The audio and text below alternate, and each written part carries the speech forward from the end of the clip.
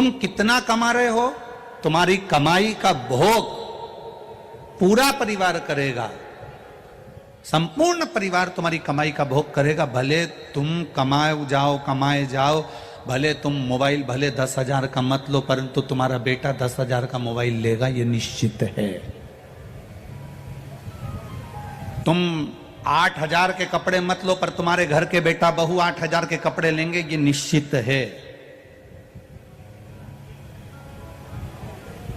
तुम 2,000 का जूता चप्पल मत लो, पर तुम्हारे घर के बच्चे 2,000 का जूता चप्पल लेंगे, ये निश्चित है। तुमने कमाया और कमाई का भोग तुम करो मत करो, तुम्हारी वो कमाई का भोग पूरा परिवार करेगा। पर इतना याद रखना कि कैसे तुमने कमाया, उस कमाने में क्या कर्म करा, उस कर्म का भोग तुम्हें मरने के बाद भोगना तो पड़ेगा ही, ये निश्चित है। कोई दूसरा नहीं भोगता है, कोई दूसरा भोगना नहीं है। कर्म का दंड तुझे भोगना है, कोई दूसरा नहीं भोग सकता। हमारे किए हुए कर्मों को हमें स्वयं भोगना पड़ेगा।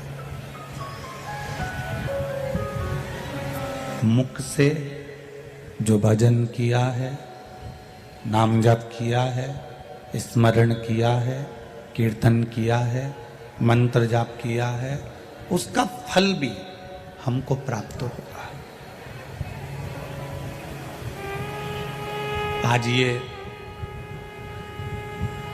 किसी ने मुख्य यजमान का पद लिया, किसी ने अभिषेक के यजमान का पद लिया, किसी ने मनोरथी यजमान का पद लिया, विराजमान हुए ये यजमान परिवार।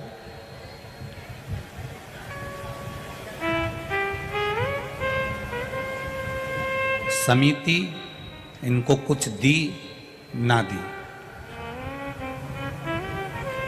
समिति ने इनकी व्यवस्था ठीक करी ना करी, पर यह निश्चित है कि वो कालाधिपति महाकाल राजा जिसकी नगरी में तुम आए हो, वो तुम्हारी सुई घड़ी की, पल की, समय की ठीक कर कर जरूर भेजेगा, ये निश्चित है।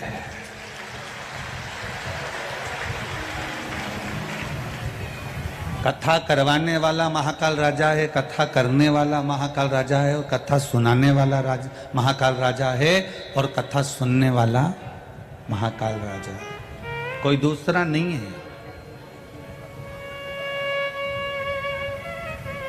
आंजना परिवार जिन्होंने जमीन दी कथा के लिए, उनको भी ये विचार करना चाहिए कि यह जमीन मेरी नहीं है, तो महाकाल को कथा सुनना थी, इसलिए उन्होंने ये जमीन चुनी और यहाँ कथा हुई।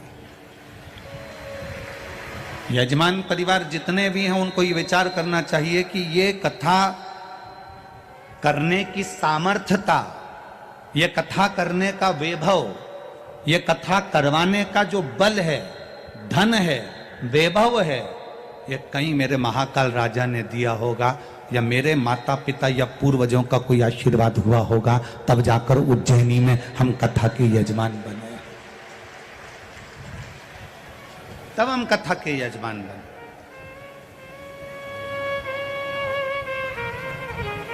किसी की सामर्थ्यता नहीं।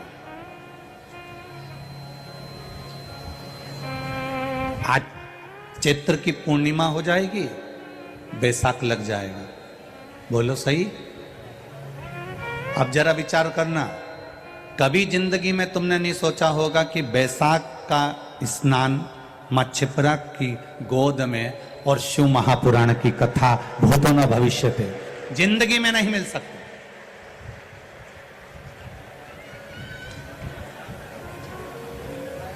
बैसाख के महीने में लोग 5 रात्रि के लिए 12 ज्योतिर्लिंग में दर्शन करने के लिए जाते हैं। क्यों?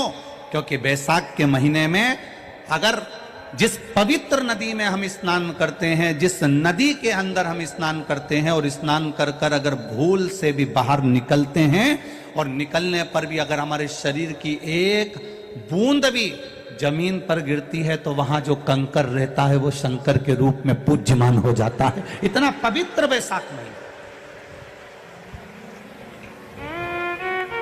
अब इस बैसाख के महीने में इतने लोग कहीं भोजन करा रहे हैं, कहीं पानी पिला रहे हैं, कहीं बिस्कुट खिला रहे, कहीं कुछ। एक पत्र आया, एक दीदी ने लिखा है, उज्जैन की कोई बहन है, उसने पत्र लिखा है।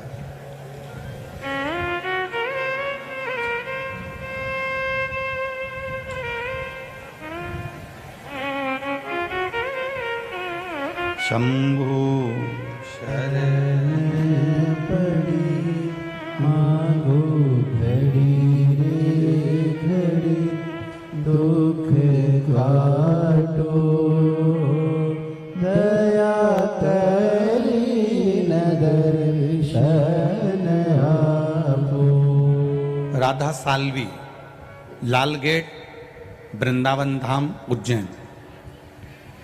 जागृति शर्मा, एडवोकेट, बदनावर। राधा कृष्ण भजन मंडली, वृंदावन धाम, उज्जैन। रेखा, ललिता, प्रेमलता, तुलसी, हेमलता, प्रेमलता। कहीं बैठी हो तो हाथ हिलाइए ना। इन्होंने समर्पण। आज इतने लोग भोजन ग्रहण कर रहे हैं, आज इतने लोग प्रसादी पा रहे हैं, कई लोग टीवी के माध्यम से दान भी कर रहे हैं, पुण्य भी कर रहे हैं, और बैसाख का सुंदर आनंद का लाभ चैत्र बैसाख का ले भी रहा है। कोई पानी पिला रहा, कोई बिस्कुट खिला रहा। खाली नहीं जाएगा ये।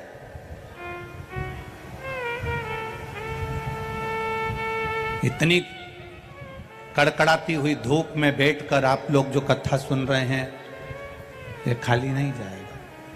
जैसे राजा भर्तरी ने गुफा में बैठकर तप किया था, गुरु गोरखनाथ का दर्शन हुआ, और गुरु गोरखनाथ ने देवाधिदेव महादेव का दर्शन राजा भर्तरी को कराया। आप भी इस कथा के पंडाल की गुफा में बैठकर धूप में तपते हुए शिव पुराण की कथा को सुन रहे हो, खाली नहीं जाएगा। मेरा महाकाल दर्शन देगा, निश्चित है। तेरी कृपा बिना न हिले मेघ भी अणु लेते सांस तेरी कृपा से तनो तनो। बखान क्या करूं मैं राखों के ढेर का, चपटी भभूत में खजाना कुबेर का। हे गंगाधार मुक्ति द्वार ओंकार तू भोले ओंकार तू, आयो शरण तिहारी शंभु तार तार तू। ये सुंदर प्रसंग मिलाया, एक सुंदर आनंद की अनुभूति हुई है हमको।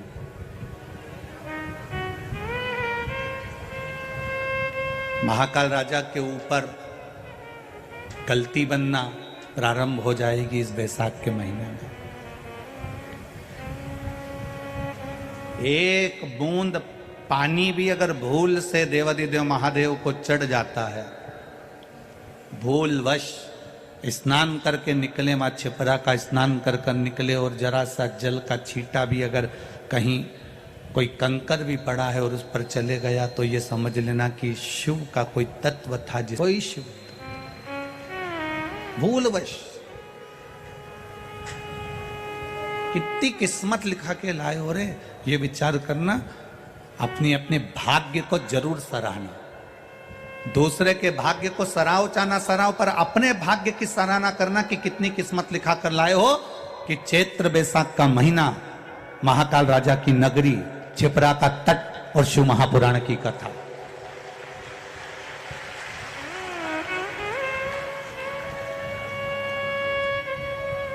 बार बार नहीं मिलना है। उज्जैन वाले ये विचार करें कि ये और मिल जाएगी, फिर मिल जाएगी, ये तो उसको सुनना थी तो उसने इशारा कर कर ये कथा करवा ली। ये उसको सुनना थी इसलिए उसने इशारा करके सुना। बहुत मुश्किल है। अब मध्य प्रदेश में 1.5 साल तक केवल 2 कथा है मध्य प्रदेश की। एक ये कथा होने के बाद एक बेटमा की है मध्य प्रदेश में और एक जबलपुर की है। इसके बाद 1.5 वर्ष या 2 वर्ष के अंदर मध्य प्रदेश में कथाएं नहीं है, सब कथा बाहर है शायद, जहां तक स्मरण में है। 1-1.5 वर्ष के अंदर कहीं प्रभु कृपा, कहीं उसकी उदारता।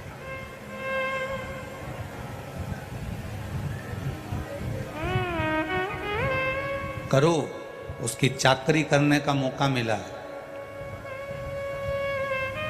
भजन करने का मौका मिला है।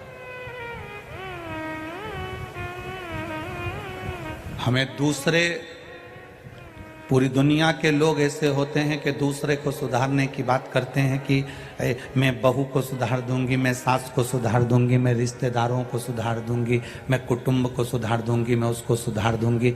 शिव पुराण किसी को सुधारने का नहीं कहती, शिव पुराण कहती है अपने आप को हमको सुधारना है स्वयं।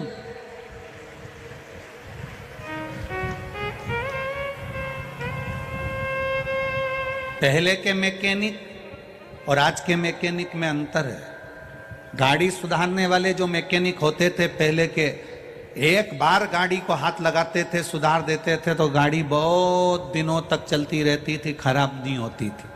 यहाँ बुजुर्ग लोग बैठे होंगे, उनके अंदाजे में होगा, गाड़ी को अगर एक मैकेनिक, पुराना मैकेनिक, पहले का मैकेनिक गाड़ी को एक बार सुधार देता था तो वो गाड़ी फिर बहुत साल तक अच्छी चलती रहती थी, साल भर अच्छी चलती रहती थी, उस गाड़ी में कोई कमी नहीं रहती थी। एक आज का मैकेनिक गाड़ी को एक बार सुधारता है, 2 बार सुधारता है, 8 दिन में फिर लेकर जाना पड़ता है, 10 दिन में वापस लेकर जाना पड़ता है, 15 दिन में वापस लेकर जाना पड़ता है, 1 महीने में वापस लेकर जाना पड़ता है। पहले के मैकेनिक जैसे आज के मैकेनिक नहीं है। आज का मैकेनिक तो ऐसा है कि खुद की गाड़ी नहीं सुधार पा रहा।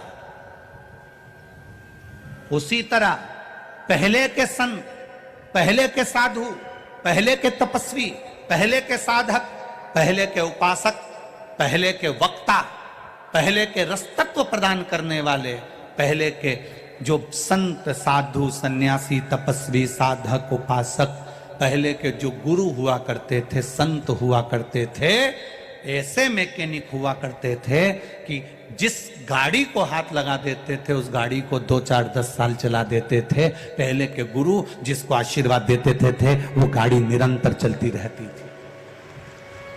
आज के जमाने में ऐसे मैकेनिक नहीं रहे, आज के जमाने में वैसे गुरु, संत, साधु, सन्यासी नहीं रहे जो गाड़ी को सुधार दें। स्वयं की गाड़ी नहीं सुधार पा रहे तो दूसरे की गाड़ी क्या खाक सुधारे? अपनी गाड़ी नहीं सुधर रही। काम, आसक्ति, लोभ, तृष्णा, ये सब पड़ा हुआ, ईर्ष्या पड़ी हुई, पड़ा है।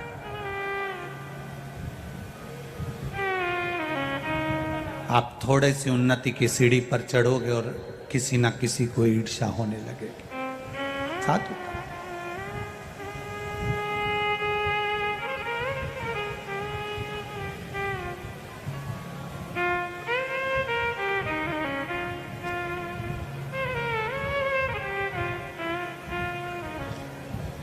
प्रसन्नता से आगे बढ़ोगे तो जिंदगी की एक सार्थकता अपने आप आ जाएगी।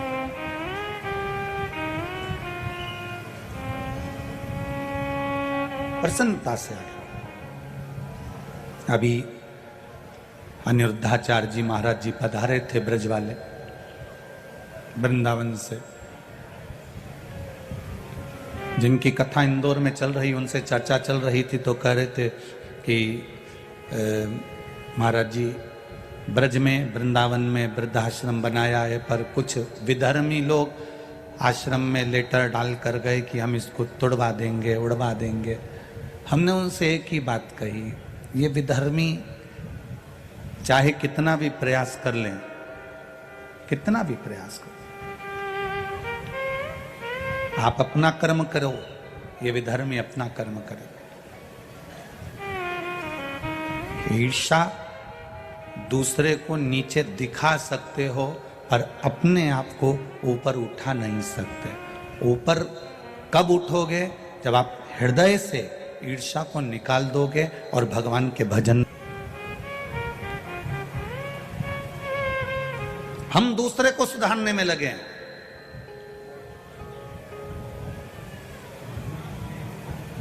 लोग कहते हैं कि आप दूसरे से कहते हो कि एक लोटा जल शंकर भगवान को चढ़ाओ।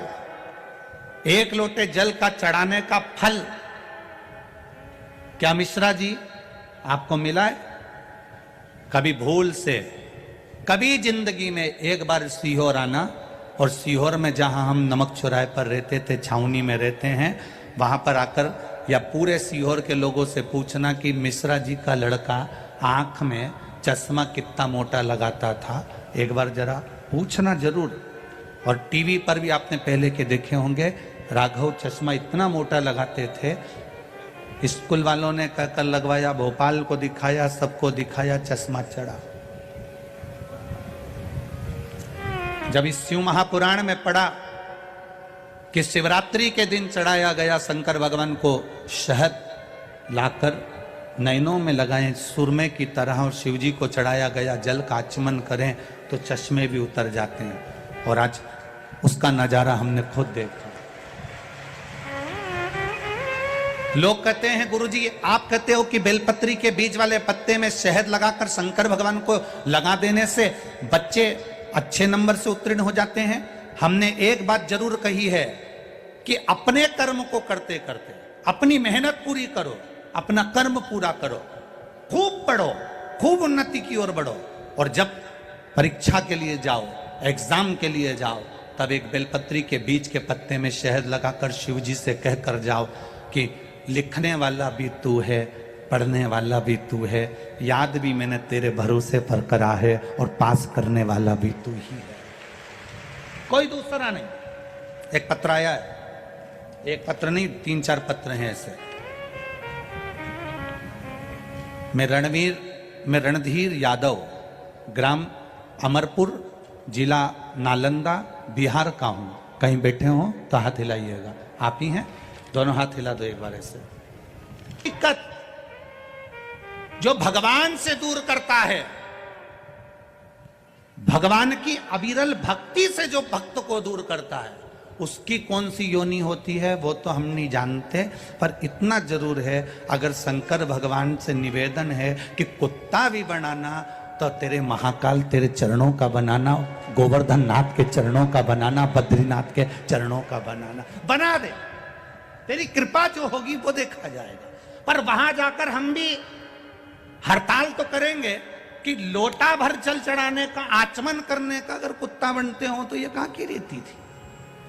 शिव पुराण तो अपनी बात कहती है कि जल चढ़ाने, शिव जी पर जल चढ़ा हुआ मात्र आचमन करने से 3 ताप मिट जाते हैं। ये विद्येश्वर संहिता का 75 नंबर का पेज गीता प्रेस गोरखपुर का कह रहा है। लोग भटक गए, लोगों ने सोचा जल चढ़ाने से ऐसा हो जाता है, ऐसा करने से ऐसा हो जाता है। लोग भटकाएंगे।